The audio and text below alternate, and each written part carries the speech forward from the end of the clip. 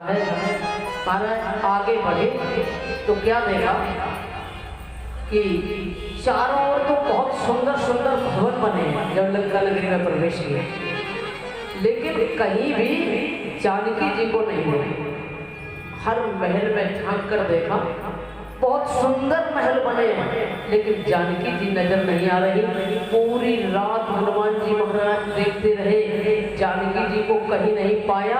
और जैसे ही ब्रह्म मुहूर्त होने को है, सवेरे सवेरे एक ऐसा घर दिखाई दे गया जिनकी दीवारों पर लिखा था हरे कृष्ण हरे राम राम राम हरे हरे हरे कृष्ण। महाराज ऐसे सुंदर सौभाग्य लिखे थे, सीताराम राधे श्याम, ऐसे सौभाग्य दीवारों पर लिखे हुए थे। और फिर थोड़ा सा गेट से झांक कर देखा तो आंगन में तुलसी का पौधा था। और फिर देखा, बोले यहाँ तो कोई वैष्णव भक्त रहता है, यहाँ कोई राम का भक्त रहता, लेकिन लंका नगरी में यहाँ राम जी का भक्त कैसे आया। महाराज आंगन में तुलसी का पौधा और एक सुंदर सी गाय खड़ी है। अब क्या करते हैं, कलयुग में क्या करते हैं, ये तो त्रेता युग की बात बता रहे कि खाओ नहीं दूध घी।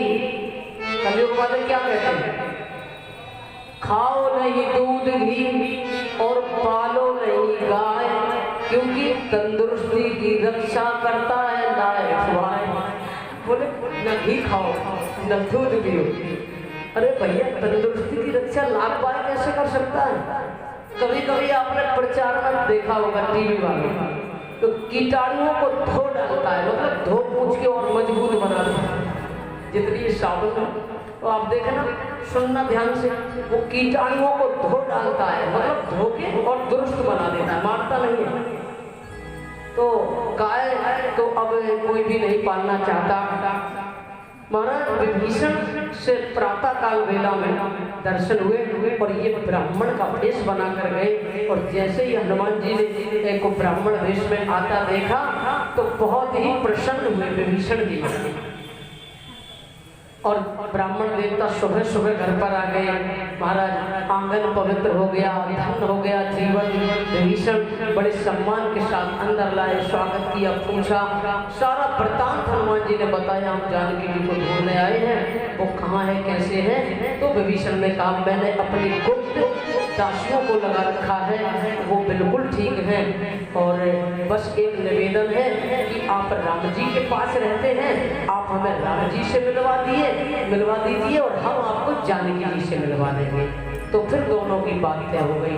फिर इनसे इजाजत लेके और वही राम जी की भेंट स्वरूप अंगूठी को लेके लंका नगरी के अशोक वाटिका में हमारे हनुमान जी महाराज एक पत्तों की ओट में ये पहले सामने जाना चाहते हैं, लेकिन उसी समय क्या देखा कि रावण तलवार लेकर आ गए हैं और कुछ मंदोदरी भी साथ में है, कुछ राक्षसियां।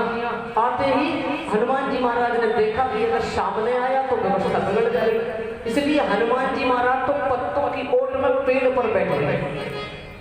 आते ही आगे रावण ने कहा, ऐ सीते, तू एक बार मेरी ओर देख ले, फिर मेरा जो भी राज्य है और जितनी भी मेरी पत्नियां हैं मैं सबका त्याग कर दूंगा, बस मैं तुझे अपना दूंगा।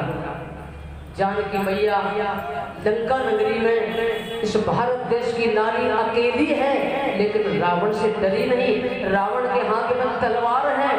महाराज फिर भी जवाब दिया, जब ये कहा कि तुम एक बार मेरी ओर देख ले, तो जानकी जी को जब ये सुना, जानकी जी ने ये सुना कि मेरी ओर देखने की बात कही, तो सीता जी ने पृथ्वी से तिनका उठाया, क्योंकि पृथ्वी से जन्म जानकी मैया का है और तिनका भी पृथ्वी से प्रकट हुआ। इसलिए दोनों बहन भाई हैं। एक पृथ्वी का से तिनका लिया और तिनके को माध्यम बनाकर कहा कि मेरे स्वामी को आप नहीं जानते हो, जब वो यहाँ आएंगे उस समय आपको पता लगेगा। बोले मुझे संसार का कोई भी वैभव नहीं चाहिए, आप जुगनू से भी घटकर हैं और हमारे जो स्वामी हैं वो सूर्य से भी बढ़कर हैं। और जब रावण ने ये सुना तो क्रोधित हो गए, तलवार उठा ली और जैसे ही जान से मार देना चाह रहे हैं, मंदोदरी ने तलवार पकड़ ली। बोले महाराज सावधान। बोले इस तरह से क्यों मार रहे हो। और रावण ने कहा कि ठीक है मैं जा रहा हूँ, लेकिन 1 महीने तक अगर आपने हमें नहीं अपनाया तो फिर इसी तलवार से मैं तुम्हारे टुकड़े टुकड़े कर दूंगा। महाराज रावण तो वहां से चले गए, ये अकेली बैठी है। हनुमान जी महाराज बोले कि ऐसी स्थिति में मैं जाऊं, थोड़ा माँ को शांत हो जाने दे। ये अकेली बैठी है, अशोक वृक्ष के पत्तों से कह रही है कि थोड़ी सी अग्नि गिरा दो ताकि मैं इसमें जलकर अपने प्राणों का त्याग कर दूं।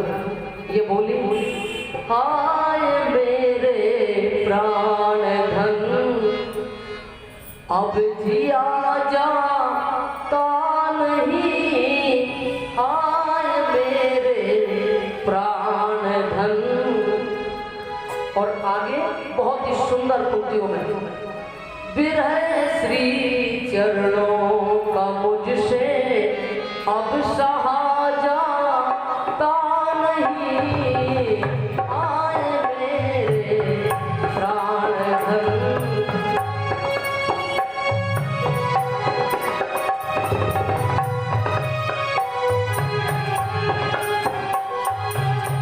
भाग्य रूठा इस कदर है, मौत भी आती नहीं।